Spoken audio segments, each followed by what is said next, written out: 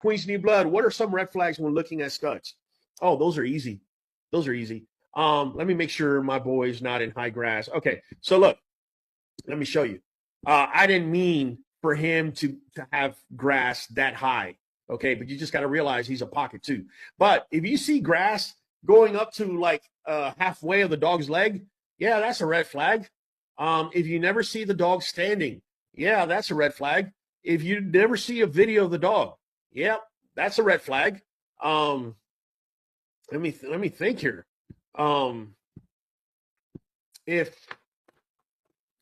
If you are not able to find people that have used that stud before, that's a red flag. So let me give you an example.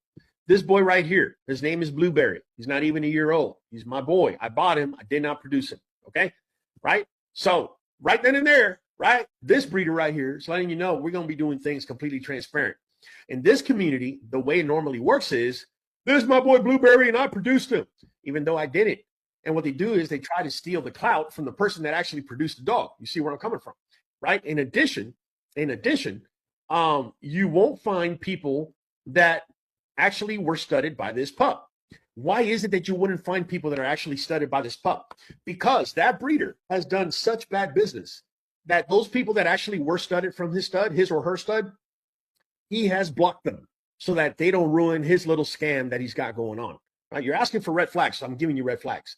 Another major red flag is if all of a sudden you start noticing in groups there's a conversation about a stud and his sperm count is low. Let me explain to you something they do in this community, because some of y'all don't even have the remotest idea.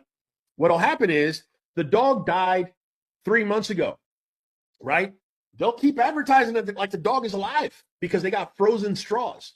So let me educate you a little bit. What happens with frozen semen is that the motility and also not the sperm count, but the sperm motility is cut in half once that sperm is thawed. So if, say, you paid for a stud and they shipped you the sperm, right? And all of a sudden, your vet's saying the sperm count is great. It's the motility we're having a problem with. It's below 50%. And supposedly the dog got collected yesterday. What they're doing is they're going to run a scam on that dog until all their frozen straws are done, right? The community doesn't want to speak on it because either they're too afraid, right? Because they feel, oh, this breeder is either too popular or whatever, people won't believe me, or they simply just don't know, okay? I've had vets say in a situation like that happened to me way when I started breeding, had the vet say, hey, man, you're going to have to get that stud checked out. I'm like, get the stud checked out. Hold on, bro. If the dog was supposedly collected yesterday and it was shipped and it was brought here today and we have less than 50% motility, does it not seem odd to you that this could have been frozen sperm? Oh, yeah, it could have been. But a lot of times the vets, they're not there for you, the breeder. They're there for them, the vet, to get paid.